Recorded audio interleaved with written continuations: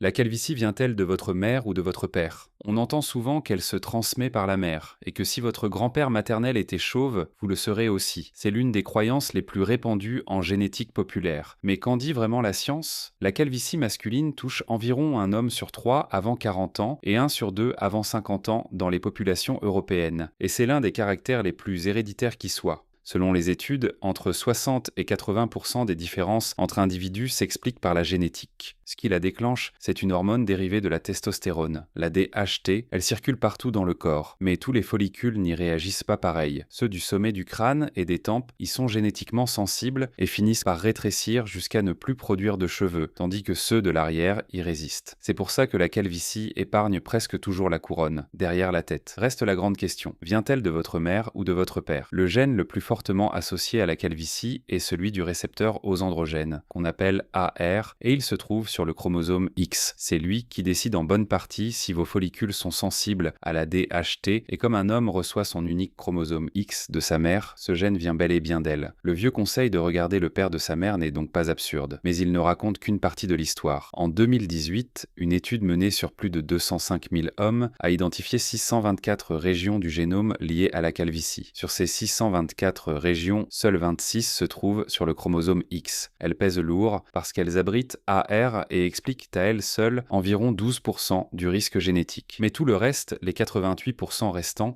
se répartit sur les autres chromosomes, ceux que vous héritez à parts égales de vos deux parents. Le côté de votre mère compte donc, mais il est loin de tout décider.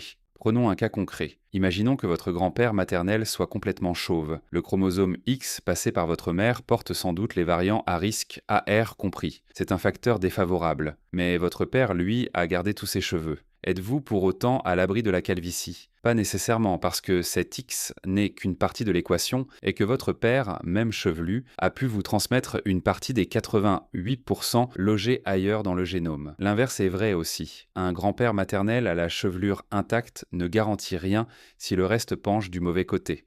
Au fond, un seul grand-père ne suffit pas à prédire grand-chose. Pour vous faire une idée réaliste, regardez les deux côtés de votre famille et le plus d'hommes possible. Abonne-toi si tu veux en savoir plus sur tes origines, je poste tous les jours des vidéos sur la génétique des peuples.